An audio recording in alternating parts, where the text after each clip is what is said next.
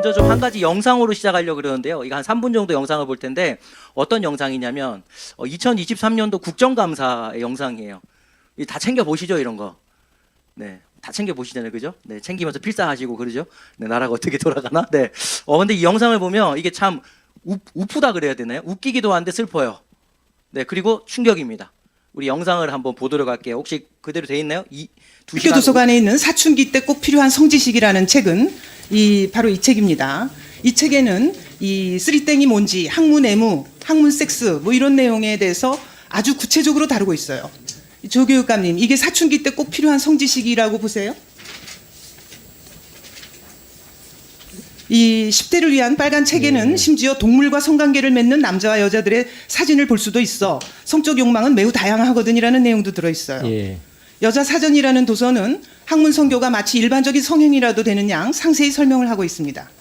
소년들의 솔직한 몸 탐구 생활이라는 책은 남자 동성애자, 여자 동성애자들의 성교 방법을 각각 적나라하게 묘사하고 있습니다. 교육감님 이거 보이시죠? 자료화면 한번 예. 소리내서 읽어봐 주시겠습니까? 소년들의 솔직한 몸 탐구, 남자끼리 성교하나 요거 말씀하시나요? 다 읽어보세요 한번. 여자 둘이서는 어떻게 성교하나요? 이렇게 두 가지 질문으로 되어 있습니다. 왜 내용까지도 다 읽어보시죠. 상세하게 써져 있는데. 예. 이 교육감님은 이런 동물과의 성관계, 쓰리땡, 학문애무, 뭐 이런 동성애 성교 방법 같은 내용을 초등학생을 비롯한 우리 아이들에게 가르쳐도 괜찮다고 생각하세요? 그리고 초등학생한테는 좀 부적절한 게 지금 저는 그렇게 느껴지네요. 그럼 중학생, 근데 맥락이 지금 어떻게 중학생은 되는지. 괜찮아요? 이제 지금 이게 자, 교육감님, 이 예. 성인인 자신도 낯이 뜨거워서 입에 담지도 못하는 예. 내용을 우리 아이들한테 마음대로 읽으라고 학교 도서관에 비치해 놓으신 거 맞잖아요. 잘못하신 거 맞죠? 이거 예. 지난 9월에 학부모 단체들이 이 학부모 단체들을 비롯한 여러 시민 단체들이 이 문제가 되는 도서가 학교 도서관에 비치되어 있는 현황을 밝혔어요. 근데 이 낯뜨거운 음란 도서 17종 1258권이 초중고등학교 도서관에 비치가 되어 있는데 이 중 72.7%가 초등학교에 집중적으로 비치되어 있습니다. 네, 여기까지 아까 보도록 지금 할게요. 초등학교 네. 국정감사도 재밌죠? 네, 뭐 다 필사하시면서 보시잖아요. 나를 위해 기도하시고, 그죠? 네. 충격적이지 않나요? 묶이기도 하면서. 네, 충격 안 받을 줄 알았어요. 너무나 우리 교회는 강심장들이시기 때문에. 어떠세요? 저 얘기를 들으니까. 실제적으로 초등학교에 저런 도서들, 제가 저 국정감사 영상을 보고 이 동준이 예인이가 부모 참관 수업을 할 때 학교를 갔을 때 도서관이 이전을 하고 있어서 도서관에 들어가 봤어요. 있냐고. 근데 저런 책이 진짜 있어요. 우리가 입에 담기에도 이 참으로 낯뜨거운 이런 내용들이 담긴 책들이 초등학교에 비치가 되어 있는 것이 지금 우리의 현실의 모습입니다. 가정의 달을 시작하면서 여러분 어떠세요? 우리의 자녀들이 지금 이런 세상에 놓여져 있습니다. 우리 지난해 우리 한국 교회 1027 모임에 우리 다녀왔잖아요. 우리 교회도 갔죠. 왜 우리가 갔었나요? 이 사건 때문이죠. 두 사람 동성애자가 이 네덜란드에서 결혼을 하고 한국에 들어와서 직장 생활, 직장 보험에 가입해 있다가 한 사람이 이 회사를 관두게 돼요. 그래서 지역 가입으로 가입하려니까 이게 금액이 비싸지니까 나 이 사람한테, 이 남자 이 사람한테 밑에 이제 딱 직장 가입으로 넣어줘라라고 이야기를 한 겁니다. 그래서 건강보험에서는 이게 안 된다라고 이야기를 했어요. 그래서 법원에 이제 나갔죠. 그래서 1심에서 이거 안 된다라는 손을 들었어요. 저 사건이죠. 근데 2심에서는요, 저 사람들의 손을 들어준 겁니다. 그게 작년에 3월에 일어났던 거예요. 그래서 이제 대법원에 올라갔는데 대법원에서 판결을 하지 않았어요. 판단할 권한이 없어서 이 판사들이 모여서 의견을 내리는 전원 합의체에다 이거를 맡겨놨는데 작년 7월 19일 날이었죠. 이게 어떻게 판결이 났냐면 9대2로 9명이 맞다 인정해줘야 된다. 지역가입으로 넣어줘야 된다라고 이렇게 판결을 내려버렸습니다. 즉 이거는 동성애를 인정해야 된다라고 하는 내용과 똑같아요. 그래서 우리가 작년에 그렇게 모였던 겁니다. 지금 이런 세상 속에 우리의 자녀들이 살아가고 있어요. 여전히 충격을 안 받는 여러분들 때문에 전 또 충격을 받고 있는데요. 차별금지법, 그럼 여러분들 어떻게 생각하세요? 왜 이게 통과되면 안 됩니까? 뭐 청년들한테도 물어봤어요. 이거 차별금지법, 이 포괄적 차별금지법이 통과되면 왜 안 될까라고 물으니까 여기 있는 한 청년이 그렇게 대답했어요. 통과되면 목사님이 설교하실 때 동성애는 죄예요 라고 말을 못 하잖아요. 라고 이야기를 했어요. 근데 실제적으로 이 법안을 발의한 그 국회의원이 이렇게 얘기를 해요. 아니에요. 이 법이 통과돼도 목사님들이 강단에서 동성애가 죄라고 이야기 마음껏 할 수 있어요. 라고 이야기를 했었어요. 그러면 포괄적 차별금지법은 도대체 왜 우리가 반대하는 겁니까? 우리 잘 모르죠. 모르고 그냥 모이니까 따라가고 모르고 가는데 이 법이 나오면 우리 호준 형제가 이거 되게 잘해요. 법이 나오면 어디 갔어? 법이 나오면 이 의한국에 법문이 올라옵니다. 법이 발의되면 그 내용을 한번 볼게요. 법을 볼 때 항상 개념을 딱 살펴보면 되는데 성별이라 한번 읽어볼까요? 1번 시작. 성별이라 여성, 남성.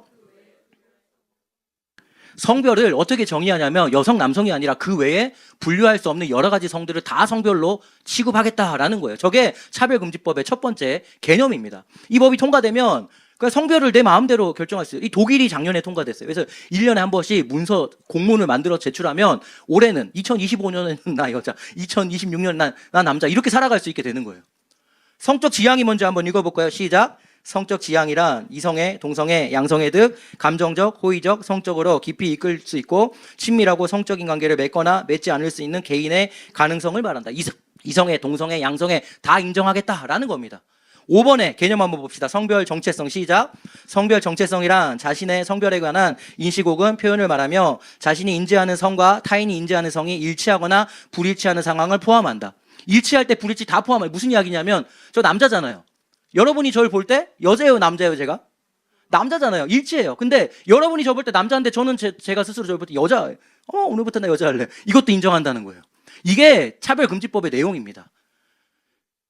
동성애가 죄예요, 말을 못하니까 반대요가 아니라 이런 성을 인정한대요. 실제적으로 어떤 일이 있었냐면 설한 형제랑도 이야기하다 이 얘기 들었는데 동준이에게도 이야기 들었어요.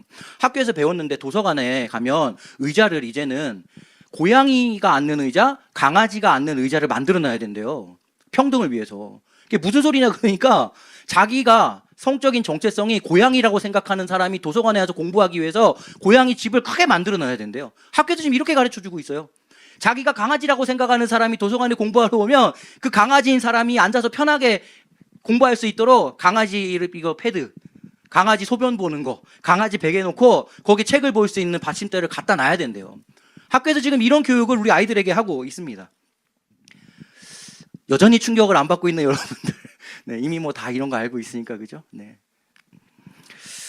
한 사모님이 이런 일을 겪으셨어요. 실제 신문에 보도가 됐는데 이 사모님이 제주도에서 계시면서 이렇게 성교육을 하시는 분이에요. 그래서 학교에 가서, 초등학교에 가서 성교육을 하셨습니다. 성교육을 어떻게 하셨냐면 남자하고 여자하고 사랑해서 결혼해야 돼. 그지 친구들아? 이런 이야기를 하셨고요. 뱃속에 있는 아기를 낙태하는 거는 생명을 죽이는 거야 라는 이야기를 하셨고요. 너희들 어리니까 나중에 대학생 돼서 연애를 하고 사랑을 해도 될 거야 라고 이야기를 했어요. 근데 이것을 한 아이가 듣고 집에 가서 엄마한테 얘기한 거예요. 엄마, 남자하고 여자하고만 사랑해야 되고 낙태는 하면 안 된대. 대학교 가서 연애하고 사랑해야 된대. 오늘 성교육 시간에 배웠어 라고 이야기했는데 이걸 들은 엄마가 이거 시대착오적 성교육이다 이러고 신문에다가 막 대서특필 신고하고 난리가 난 거예요. 그러니까 아직까지 지금 이게 해결이 안 돼서 이게 지금 보도가 되고 있어요. 그 제주도의 신문에는 이게 다 실려 있어요. 시대착오적 성교육을 했다. 뭐 규탄한다. 막 이런 내용들입니다. 근데 한번 들어보세요. 이게 시대착오적인 성교육인가요? 남자와 여자가 사랑한다. 낙태는 생명을 죽이는 거다. 대학교 가서 연애해도 충분하다. 이게 시대착오적인 성교육인가요? 여전히 지금 이 사모님은 이 싸움을 하고 있습니다. 더 충격적인 건 뭐냐면요. 뉴스 자료를 보면 10대들의 에이즈 발병률이 치솟고 있어요. 보도도 되고 있고요. 치솟고 있는데 더 충격이 뭐냐면 그거 다음 거 보여주시겠어요? 한 단체에서 보건단체에서 이렇게 보고를 했어요. 에이즈 청소년 실태조사를 했는데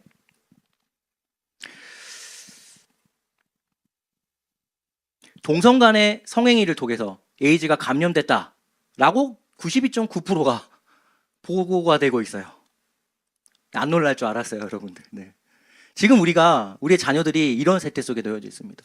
얼마 전에 작년 이맘때였나요? 작년 가을이었나? 아침에 아이들 태워 교회로 오는데 저기 율전성당 거기 앞에 오리고기집 있잖아요. 옹기 오리고기집 거기 앞에 신호를 받고 있는데 갑자기 차 한 대가 이렇게 막 비틀비틀하고 섰는데 경찰차들이 막 그 차를 에워싸고 막 다가오는 거예요. 그러더니만 갑자기 과격하게 문을 열고 막 운전수를 끄집어 내리는데 여자였어요. 여성 청년 수민자매 같은. 네, 수민자매인 줄 알았어. 네, 차를 샀구나. 근데 그 경찰이 잡히는 거예요. 바로 수갑을 차고. 그 깜짝 놀랐죠. 주일 아침에 교회 오다가. 그리고 나서 그 주에 알게 됐어요. 바로 옆에 있는 학교에 그 유명한 학과의 어떤 한 2학년 여자 학생이에요. 마약 사범으로 체포된 거예요, 현장에서. 뭐 던지기인가? 뭐 그걸로 마약을 사가지고 현장에서 투약하고 운전을 한 거예요. 집이 얼마나 이렇게 거대한 집인지 보도도 다 막아지고 이런 일들이 나타났다고 카더라로 또 들었습니다. 이런 일들이 뉴스에서만 일어나니까. 아니요, 지금 율전동에서도 일어나고 있다니까. 우리 주위에 이 일들이 가까이 다가왔고요. 우리 자녀들이 이런 시대를 살아가고 있습니다. 이제 충격적이죠. 네, 옆 사람 보고 얼굴 한번 보세요. 네, 충격 좀 받은 것 같네요. 네, 전혀 뭐 수아자매 뭐 전혀 충격이 뭐 나 다 알고 있다. 네. 우리가 오늘 이 밤에 먼저 좀 이것을 인정하면 좋겠습니다. 우리의 자녀들이 살아갈 세상이 지금 우리나라가 이렇게 우리에게 충격을 안겨주는 세태 속에 우리 자녀들이 놓여져 있어요. 그러면 왜 이런 일들이 나라에 자꾸 일어나고 있는가? 하나님 말씀은 이렇게 말씀하시죠. 고린도후서 4장 4절 말씀 한번 읽어봅시다. 시작. 그중에 이 세상의 신이 믿지 아니하는 자들의 마음을 혼미하게 하여 그리스도의 영광의 복음의 광채가 비치지 못하게 하미니 그리스도는 하나님의 형상이니라. 왜 이런 일이 일어났다고 성경이 말씀합니까? 세상의 신이, 사탄, 마귀, 그 졸개들의 귀신들, 사마귀가 믿지 아니하는 자들의 마음을 혼미하게 해서 세상이 이렇게 하나님의 영광의 광채에 있지 못하고 무너지게 되는 겁니다. 우리 교회들이 이때 무엇을 해야 될까요? 이걸 전해야 되지 않을까요? C.S. 루이스 너무 잘 아시죠? 나니아 연대기 쓰신 그 작가분, 변증가죠. 그분이 스크루테이프의 편지에서 이 말씀을 이렇게 표현하고 있어요. 한번 제가 읽어드릴게요. 우주는 두 진영으로 나뉘어 있다. 하나는 하나님께 속한 진영, 다른 하나는 반역한 진영이다. 우리 세상이 이렇게 나뉘어져 있어요. 그래서 이런 일들이 일어나고 있는 겁니다. 순전한 기독교에서 이렇게 또 이야기하고 있어요. 우리는 두 가지 선택밖에 없습니다. 하나님의 뜻을 따르든지 그 반대의 길로 가는 것입니다. 중립은 존재하지 않습니다. 맞아요. 이게 바로 우리가 살아가는 세상이에요. 우리는 자꾸만 중간 어느 정도가 있을 거라 생각하는데 아니에요. 세상이든지 이 혼미한 세상이든지 세상의 신에 따른 세상이든지 하나님이든지 둘 중에 하나입니다. 오늘 이 밤에 우리가 그래서 이 세상을 바라보며 세상이 이렇구나. 맞아. 지금 우리가 사는 자녀들이 놓인 세상이 이래. 우리 자녀는 괜찮을 거야가 아니라 우리 자녀도 지금 이런 위기 가운데 놓여 있어 라는 걸 인정해야 됩니다. 더하여 지금 공중거세 잡은 사단의 권세가 이 세상을 혼미하게 하고 있어. 이것을 우리가 인정하며 예수 그리스도 위에 서게 되기를 소망합니다. 그러면 이런 세태 속에 교회의 모습은 어떠할까요? 오늘 이것을 우리가 이제 집중적으로 나눠야죠. 이 자료들은 합법적인 자료예요. 목회 연구소에서도 나온 것이기도 하고 제가 꿈미 동아리에 가입이 되어 있는데 그 동아리에서 이미 나눴던 내용이에요. 그럼 우리 교회의 상황들은 어떨까? 이 자료를 보고 동아리 교수님이 이렇게 제목을 달아놓으셨어요. 교회 멸종이다. 왜냐하면 이 통계를 보면 정말 우리 교회가 멸종입니다. 이대로 가면 멸종 상태예요. 성결교회 추이를 한번 보도록 하겠습니다. 그래프가 있는데요. 그 다음 거죠. 이렇게 그래프. 네. 교인 수가 2011년도에 57만 명이었거든요. 근데 10년 동안 39만 명으로 약 20%가 줄었습니다. 그 다음 세대는요. 12만 명에서 6만 2천 명으로 50%가 줄었어요. 어른들이 감소하는 숫자보다 아이들이 감소하는 숫자가 2배입니다. 2배. 그러면 예장 통합은요. 통합 측은 어떨까 한번 볼까요? 통합 측은요. 전체 교인 수가 10년 사이에 약 18% 감소를 했습니다. 교회 학교는 43% 감소했어요. 중고등부 몇 프로 감소했대요? 42%가 감소했답니다.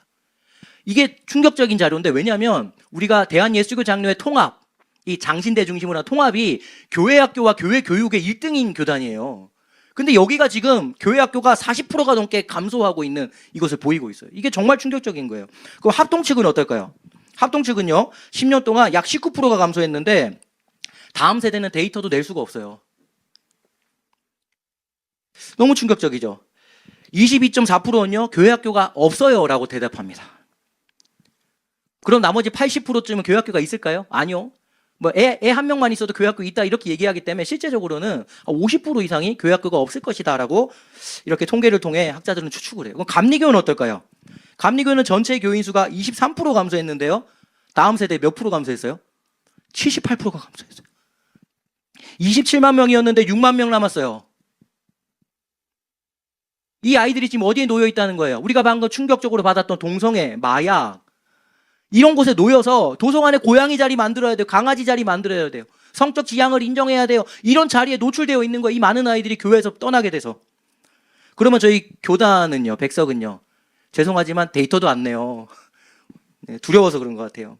그럼 교회학교 모습을 한번 볼까요? 통합의 교회학교 모습을 보면요. 2015년도에 그 다음 그래프 보세요. 저 주황색이 지금 있다, 부서가 있다. 파란색은 부서가 없다거든요. 2015년도에 저만큼이었어요. 근데 5년 뒤에 발표를 했거든요. 19년도에 한번 볼까요? 저렇게 줄었습니다. 제일 오른쪽이 뭐냐면 영화부예요. 영화부. 유치부 영화부. 확 줄었어요.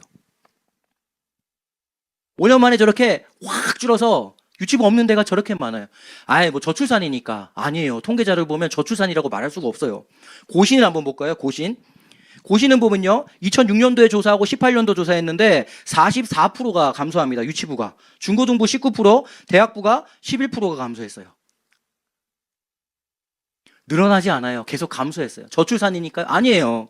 이 목회 데이트에서 이 자료를 내놨는데요. 다음 표를 보면 저기 파란색 왼쪽에 여러분 앉아있는 오른쪽에 파란색이 일반 아이들의 추세입니다. 일반 아이들의 증감률이 예전보다 19.3% 아이들의 인원이 줄었어요. 사회 전체적으로. 교회는 그 밑에예요. 교회는 사회는 19.3%가 줄어가는데 교회는 36.9%가 줄었어요. 그러니까 저출산의 문제가 아니라니까요. 저출산의 문제라서 아이들이 줄어가서 교회가 줄었다면 퍼센티지가 똑같이 나와야죠. 근데 교회는 세상이 주는 퍼센티지보다 약 2배 가까이가 줄고 있는데요. 주일학교 인구 변화도 지금 기록하고 있어요. 이렇게 줄고 있어요. 35% 가까이가 이렇게 줄고 있습니다. 일반 초등학생만 놓고 보면 빨간색으로 보면 4.3%가 줄었어요. 인구수가. 그런데 교회는 35.9%가 줄어난 겁니다. 그러니까 아이 수가 적어서 교회 학교가 작아지고 있어요라고 말할 수가 없는 통계 자료를 이렇게 제시하고 있죠. 그러면 이렇게 한번 생각해 보세요. 통합, 합동, 성결, 감리, 고신 다 줄고 있어요. 감리교 어땠어요? 지금 막 72%가 줄었잖아요. 이대로 가면 교회 멸종이라니까요. 인구수가 줄어가고 있는데 여기서 또 인구수보다 2배로 더 줄고 있는 우리 교회 현실을 바라보면 우리 교회들은 없어져요. 이제 그냥 없어질 상태에 놓여버린 거예요. 실제적으로 서울의 은평구에서 목회하시는 이 박내성 목사님께서 은평구의 전체 교회 전수조사를 하셨어요. 그 결론을 이제 수업 시간에 이렇게 받았는데 은평구 전체 서울의 한 구죠. 서울의 한 구의 청소년 복음화율이 2%랍니다. 2%. 우리가 미전도 종족이라고 하는 종족의 복음화율이 2%거든요. 복음화율이 2%밖에 안 되면 이제 미전도 종족이에요. 그래서 선교사가 파송돼야 된단 말이에요. 근데 은평구가 지금 선교사를 파송해야 되는 동네가 됐어요.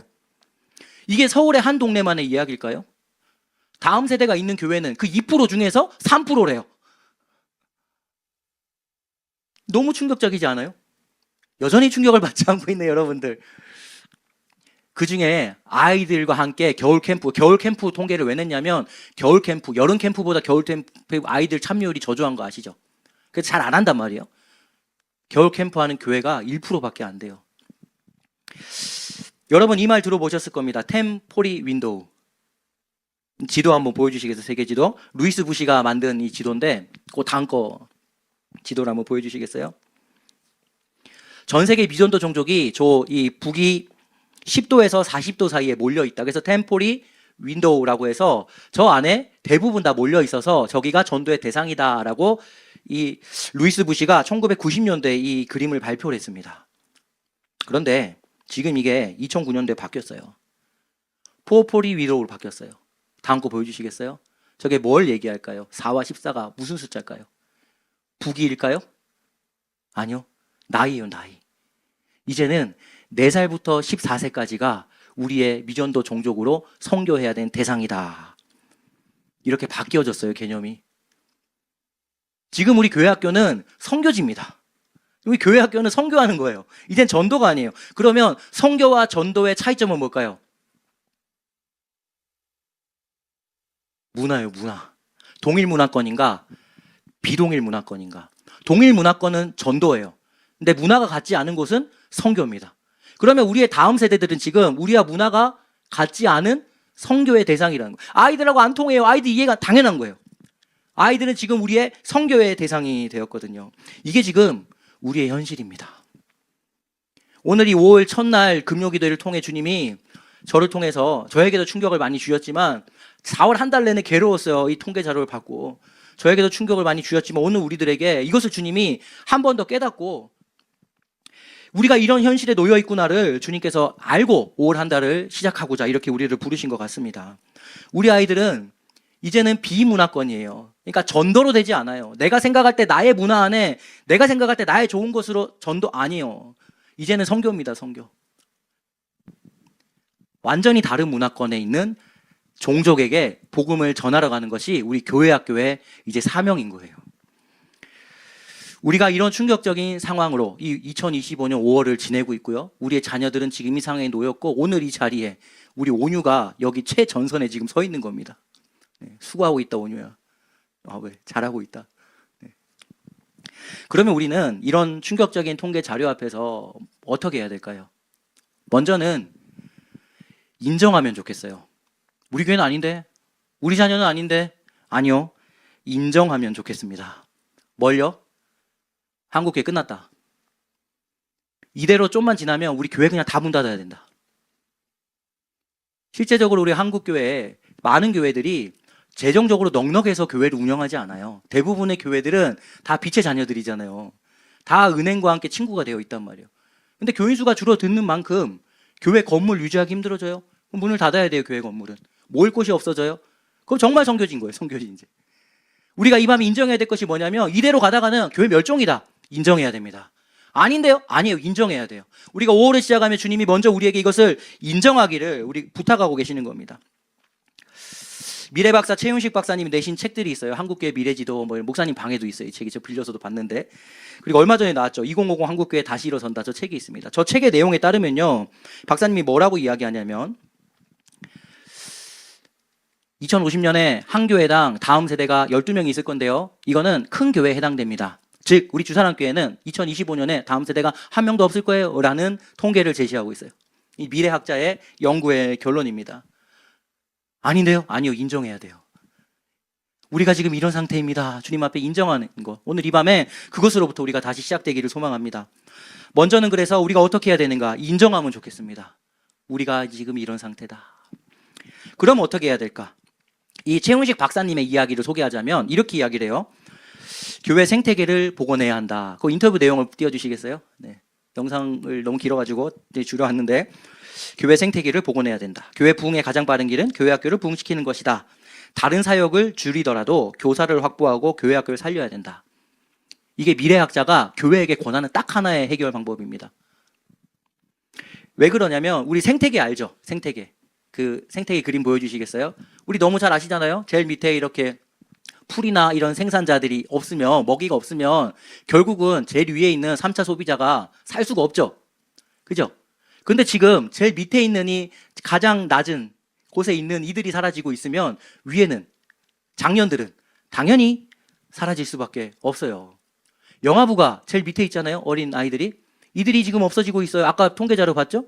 그러면 곧 장년부는 없어져요. 이 아이들이 그루터기입니다. 그루터기. 그래서 지금 이 미래학자들의 이야기와 한국 교회 이런 상황을 보면 큰 교회들이 뭘 하냐면 영아부 살리기, 유치부 살리기, 모든 교사 유치부에 투입해 막 이런 프로그램까지 하고 있어요. 교육부서가 이렇게 중요합니다.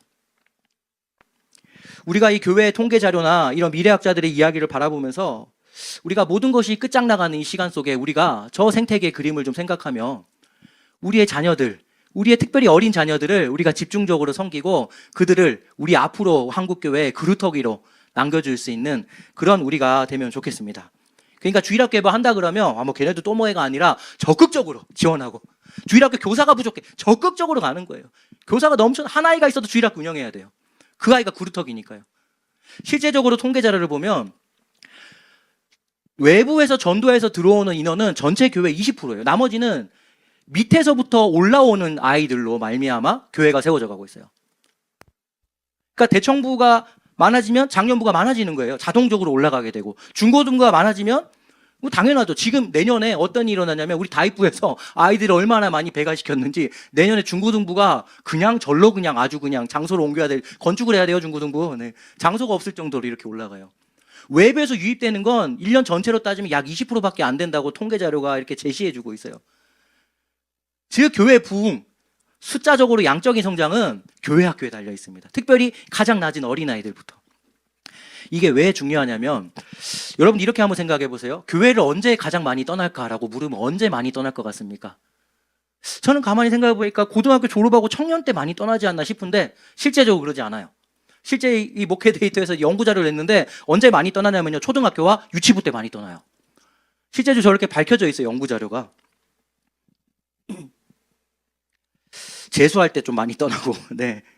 초등학교, 유치부 이때 가장 많이 떠납니다. 근데 저들이 그루터기란 말이에요. 저들이 밑에 세워져야 그들이 올라오게 될 텐데 저들이 지금 가장 많이 떠나는 자료들이 한국교회에 제시되고 있습니다.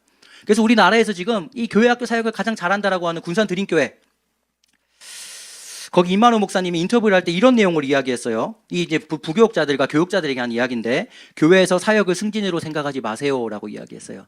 왜냐하면 우리 부교육자들에게 이런 마인드가 있어요. 처음에 유치부부터 시작해가지고 이제 초등학교 가고 뭐 대학부 가고 이러면 마치 승진하는 것처럼 이런 개념을 가지고 있어요.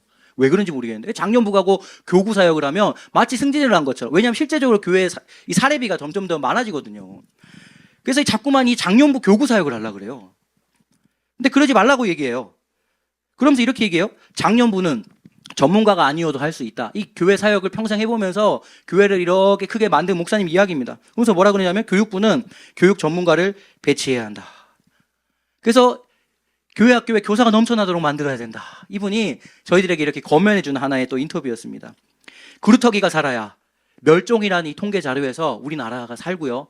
교회들이 살게 돼요. 이대로 그냥 방치하고 있다가는 멸종입니다. 우리가 다음 세대들을 생각하고 특별히 우리 교회에게 다음 세대를 살리는 사명을 주셨잖아요. 우리가 교회 학교를 더 성심으로, 더 진심으로 교회 학교를 가장 중심에 특별히 그루터기를 살리는 그런 우리 교회가 돼서 모든 것이 다 멸종되는 이 마지막 때에 정말 우리 교회가 소망이 되고 우리 교회를 통해 또 이런 일꾼들이 세워져 무너져가는, 멸종되는, 또 교회가 무너져가는 그 지역들의 이런 소망을 갖게 되기를 축복합니다. 그러면 이렇게까지 충격적인 이야기 들으면 우리는 이제 어떻게 해야 될까요? 이제 변화돼야 되죠. 먼저 인정해야 돼요. 그리고 교회 생태계를 생각하면서 주일학교를 중심으로 교회가 이제 세워져야 되는, 이 패러다임이 변화돼야 되는 거예요.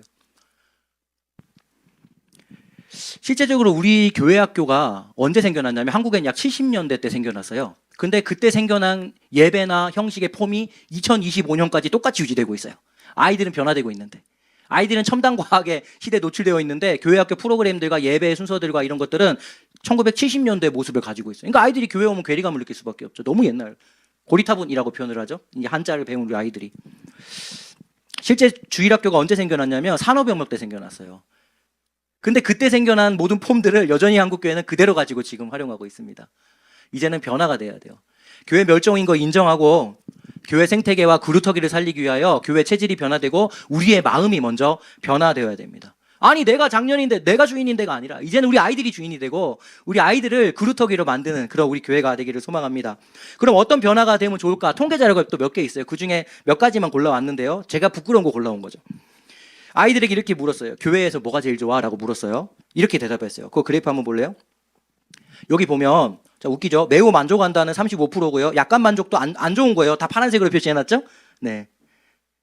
그죠? 교회 왔을 때 만족은 얘들이 한 30%밖에 못하고 한 70%는 교회 불만족이에요 라고 얘기해요. 그럼 뭐가 불만족이라고 물으니까요. 제일 많은 게 뭐로 나왔죠? 오른쪽에 보면 31%? 네, 청년들 보이죠? 뭐라고? 얘기해라. 나한테 얘기해줘라. 뭐라고? 크게 얘기해줘라. 뭐라고? 설교 시간이래요. 자, 오늘 여기 끝내야 되겠죠? 네. 다음 세대들이 교회 왔을 때 불만족으로 첫 번째 꼽는 게 설교 시간이래요. 왜 그럴까요? 길어요.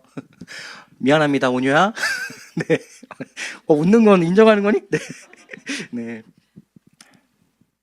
그러면 가장 만족하는 거 뭡니까? 찬양이에요, 찬양. 그리고 친구들과의 교제예요. 설교 없으면 안 되죠. 말씀은 전인데, 우리 말씀 성례전이잖아요. 근데 아이들이 이렇게 응답하고 있어요. 이제는 변화돼야 된다니까요. 인정하고 아이들 생태계 그루터기를 살리기 위하여 변화돼야 돼요. 온유야, 나부터 변화될게. 네. 실제적으로 우리가 설교 시간에만 설교하는 거 아니잖아요. 그죠? 아이들과 개인적인 만남과 뭐 게임을 통해서 또 친구들과 교제 속에 함께 들어가서 그 말씀을 충분히 전할 수가 있어요. 그래서 우리가 이걸 좀 생각하면 좋겠고, 그러니까 아이들한테 설교 똑바로 들어. 이제 이런 얘기를 하면 안 돼요.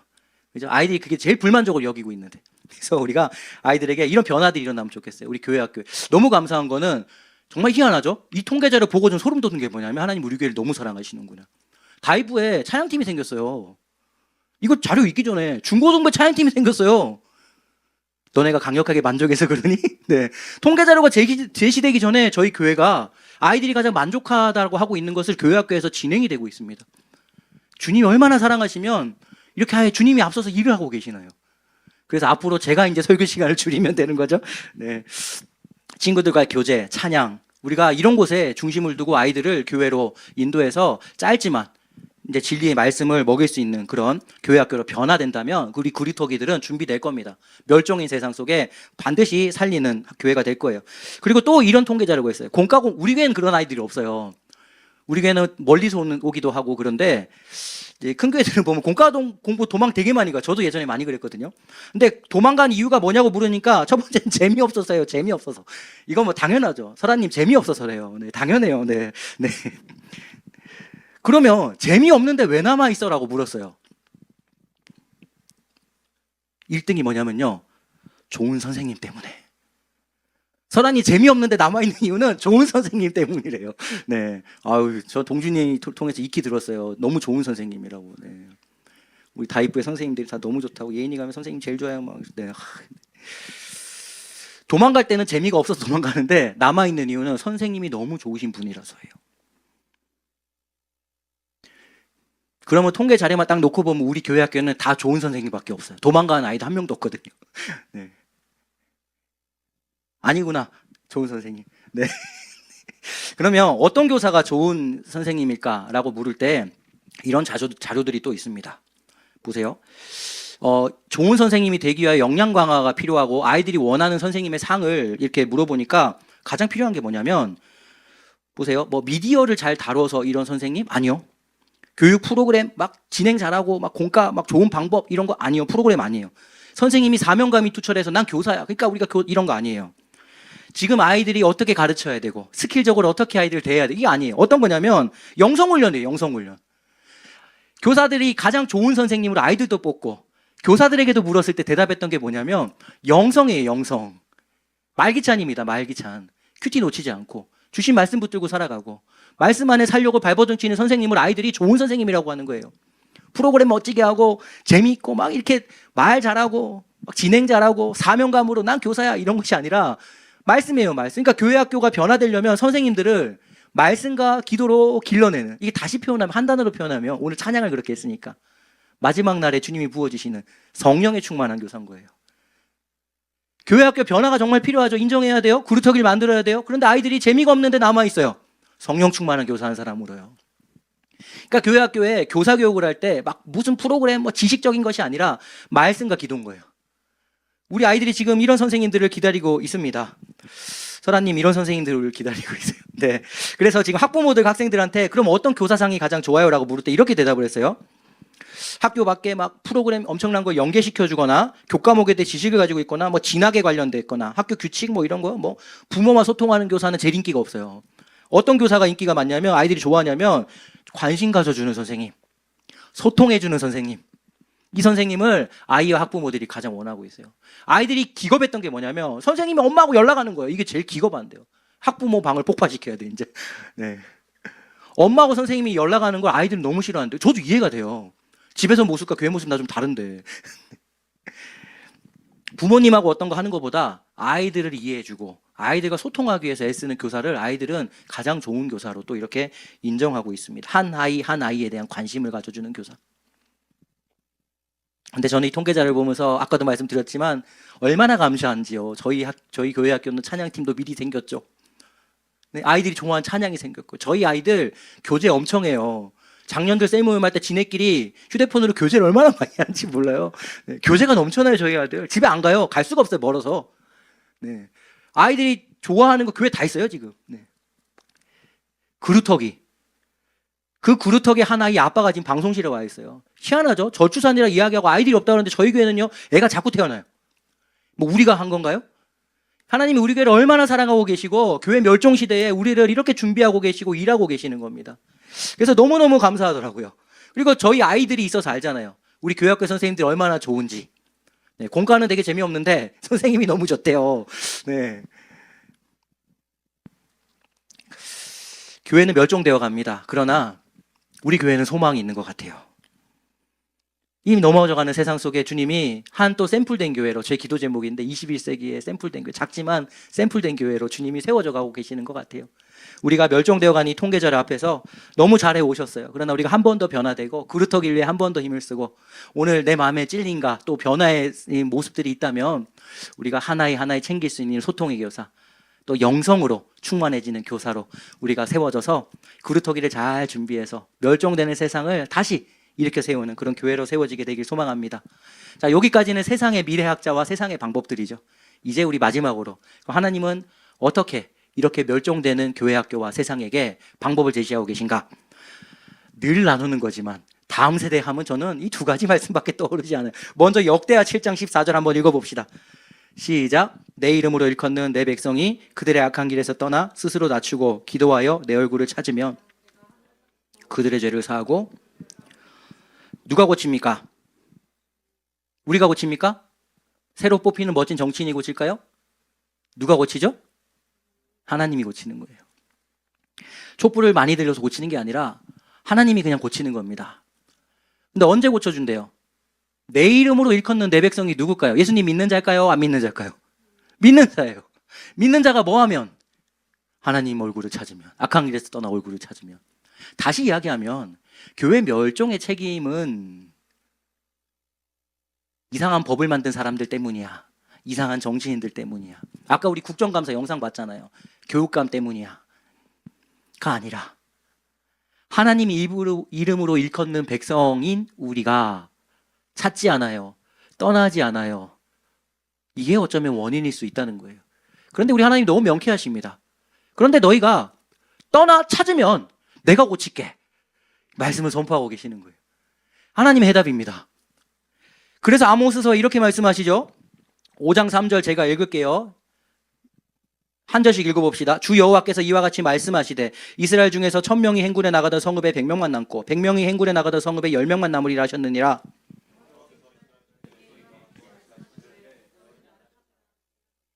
베델을 찾지 말며 길갈로 들어가지 말며 부엘세바로도 나아가지 말라. 길갈은 반드시 사로잡히겠고 베델을 비참하게 될 것이라 하셨나니.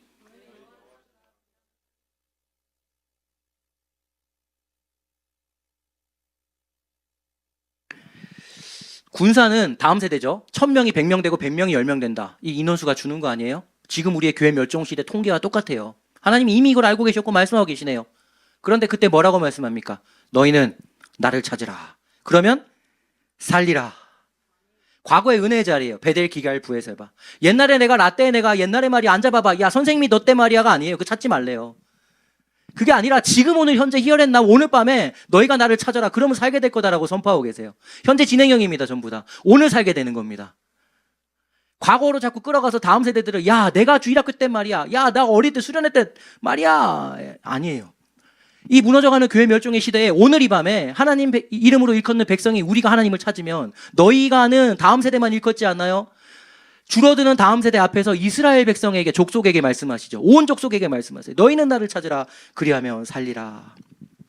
여기 찾으라라는 동사, 다라시라는 동사가 사전적 의미로 딱 보면 자주 갑니다 라는 뜻이에요. 찾습니다. 더하여 자주 간다. 구합니다. 문의해요. 두들겨요. 그리고 탐구해요. 알아가요. 이런 뜻을 가진 동사예요. 제가 가진 바이블렉스 사전에. 즉 하나님 어떻게 찾습니까? 먼저는 기도하는 거. 또 말씀을 통해 예수님을 알아가는 거. 자주 나가는 거 뭡니까? 예배 자리에 가는 거예요. 말씀을 통해 하나님을 알게 되고 예수를 만나게 되고 기도하면 부르짖고 예배 자리에 나가고 주님 앞에 자꾸 나아가는 거. 이것이 바로 하나님을 찾는 겁니다. 그래서 오늘 이 밤에 너무 잘하셨어요. 우리는 몰랐는데 통계 자료는 이렇게 무너져 가고 있대요. 그런데 이 밤에 여러분들은 하나님을 찾으러 나오셨습니다. 그래서 오늘 이 밤에 우리는 살게 될 것을 믿으시기 바랍니다. 그러니까 이 자리가 끝장나면 끝장나는 거예요. 찾는 자리가 무너지면 끝장나는 겁니다. 우리가 이 찾는 자리, 하나님의 기도의 자리, 이거 절대 놓치지 않고 주야로 기도 향해 올라가는 우리 주사랑교회, 주야로 예배자들이, 주야로 말씀의 묵상자들이 일어나게 되는 우리 교회가 되기를 소망합니다. 요셉이 구덩이에 몇 번 빠졌나요? 우리 요셉 이야기 나누고 있잖아요. 몇 번 빠졌나요? 한 번 빠졌나요? 두 번 빠졌나요? 세 번 빠졌나요? 성경 안 읽으시죠? 네, 성경 너무 거룩해가지고 나는 읽을 수가 없어, 그죠? 네, 목사님 이야기한 것만 듣고 성경을 읽으면 안 돼, 그죠? 라틴어로 돼 있죠? 못 읽어? 네. 요셉이 구덩이 2번 빠져요. 첫 번째 형님들이 파할 때 빠져요. 창세기 37장 24절에 보면요. 그를 들어서 구덩이에 던졌다. 그 구덩이는 비어있고 그 안에 물이 없었다. 물이 없는 구덩이에 빠졌죠. 또한 감옥이란 구덩이에 빠져요. 감옥에 있다가 바로가 꿈꾸고 이 술 맡은 관원장 꿈 해석해줬다 그래가지고 걔 데리고 와라 그럴 때 성경이 이렇게 표현해요. 이 말을 듣고서 바로가 사람을 보내 요셉을 불러오게 하였고 사람들은 곧바로 그를 구덩이에서 끌어냈다. 그리고 빡빡머리 밀고 수염 깎고 왕 앞에 나가게 된 거죠. 2번 구덩이에 빠집니다. 그런데 이 구덩이에서 다 건짐을 받았어요. 이게 우연히 일어난 일일까요? 우연히 상인이 와가지고 우연히 바로가 꿈을 꾸고 막 술 맡은 관원장 꿈을 해결해줘서 물이 없는 구덩이가 스가랴서에 그대로 등장해요. 스가랴 9장 말씀 한번 볼까요?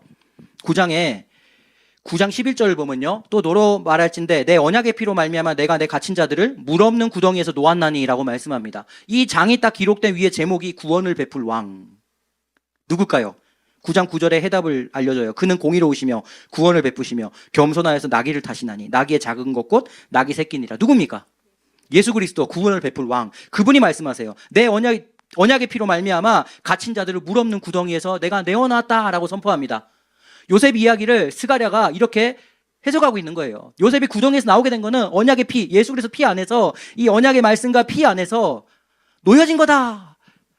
요셉이 죽어야 될 그 자리, 물 없는 구덩이에 예수 그리스도가 죽음으로 부활하심으로 요셉이 놓여졌노라라고 선포하고 있습니다. 구원을 베풀 왕이신 그분께서. 놓여지고 나서 어떡합니까? 스가랴 9장 13절에 이렇게 말씀하세요. 노란 글씨만 제가 읽어드릴게요. 네 자식들을 일으키겠다. 헬라, 대적이죠. 헬라 자식들을 치게 하겠다. 너를 용사의 칼과 같게 하겠다. 성령의 권고 하나님 말씀으로 세우겠다. 그리고 15절에 보면요. 만군의 여호와께서 그들을 호위하시겠다. 그래서 너희가 원수를 삼키겠다. 선포하고 계십니다. 요셉이 첫 번째 빠졌던 구덩이는 이 스가랴에서 말씀하듯이 언약의 피 안에서 죄의 구덩이였어요. 우리 태어날 때부터 첫사람 아담 안에 범죄에 태어나 사망을 향해 가던 존재였잖아요. 그곳에 건짐을 받았단 말이에요. 그러나 요셉은 또 구덩이에 빠져요. 우리도 그렇죠. 예수 믿고 나서 또 살다 보면 여러 가지 저마다 구덩이에 빠져요. 그러나 하나님은 자기 외아들의 언약의 피를 흘리시면서 십자가에 죽이시고 살려주신 우리, 하물며 우리 삶에 만나는 두 번째 구덩이 안 건져주시겠습니까? 우리 교회들은 예수의 언약의 피 안에 첫 번째 구덩이에서 건짐받은 요셉이에요. 그런데 지금 우리가 두 번째 구덩이, 멸종의 시대로 가고 있어요. 그러나 우리 하나님은 건져내셔서 저 말씀 이루실 것입니다. 네 자식들 내가 일으키겠다. 헬라 대적을 치게 하겠다. 용사의 칼과 같이 부모 세대를 성령의 검으로 세우겠다.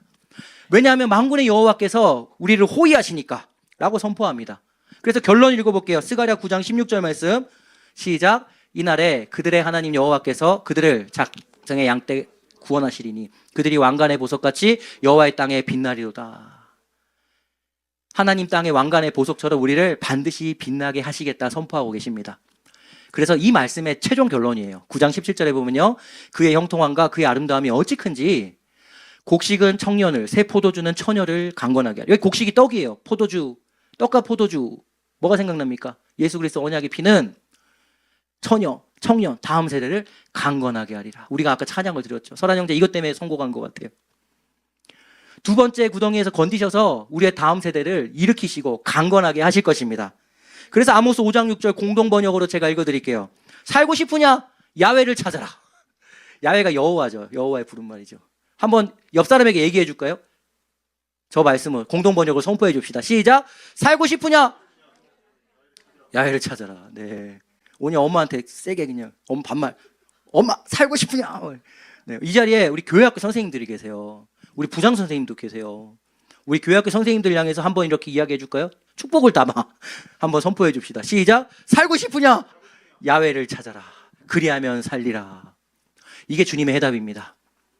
우리가 하나님을 찾을 수 있는 자리가 있고 시간이 있고 기도할 수 있다면 아직은 소망이 있는 겁니다. 통계가 멸종 아니요. 아직은 우리에게 소망이 있어요. 숫자를 바라볼 때 한 달 동안 제가 가슴을 치며 와 이거 어떡하나 막 고민 속에 있다가도 주님은 찾기만 하면 그 현재 진행형으로 바로 그냥 내가 살리라 라고 말씀하시니 말씀 이루실 것입니다. 첫 번째 구덩이에서 건져주시는데 하물며 두 번째 멸종의 구덩이 주님 안 건져주시겠습니까? 우리가 이 하나님을 믿음으로 오늘 밤도 주를 찾으며 자주 나아가며 하나님 말씀을 묵상하며 하나님을 알아가며 주님께 문의하며 기도하는 주야로 기도의 향, 예배의 향, 말씀의 향 올려드리는 우리 교회가 돼서 멸종해가는 다음 세대들의 그루터기를 잘 준비하여 한국이 건재히 선교 한국으로 주님 오시는 그날까지 끝까지 교회들이 강건하게 다음 세대가 살게 되는 그런 또 하나의 시작점, 또 우리 교회 학교, 우리 주사랑교회로 사용되기를, 또 무엇보다 앞장서가지고 우리 담임 목사님 오늘도 이런 강건한 주님의 목자로 잘 사용되기를 우리 주 예수 그리스도 이름으로 축복합니다.